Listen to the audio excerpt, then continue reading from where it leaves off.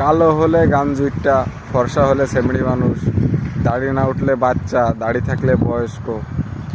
মানে তুমি কখনোই পারফেক্ট না। বাংলাদেশের মানুষের কাছে কখনোই তুমি পারফেক্ট হতে পারবে না। এরা তোমার খুদ মানে তোমার কমতি ঘাটতি বের করবেই যেভাবেই হোক। এটাই বাংলাদেশের মানুষের লজিক।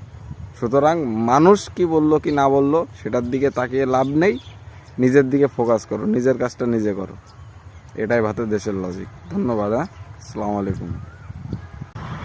কালো হলে গাঞ্জুইটটা, ফর্সা হলে সেমড়ি মানুষ, দাড়ি না উঠলে বাচ্চা, দাড়ি থাকলে বয়স্ক। মানে তুমি কখনোই পারফেক্ট না। বাংলাদেশের মানুষের কাছে কখনোই তুমি পারফেক্ট হতে পারবে না। এরা তোমার খুদ মানে তোমার কমতি ঘাটতি বের করবেই যেভাবেই হোক। এটাই বাংলাদেশের মানুষের লজিক। সুতরাং মানুষ কি বললো কি না বললো সেটার দিকে তাকিয়ে লাভ নেই, নিজের দিকে ফোকাস করো, নিজের কাজটা নিজে করো। এটাই ভারতের দেশের লজিক। ধন্যবাদ। আসসালামু আলাইকুম।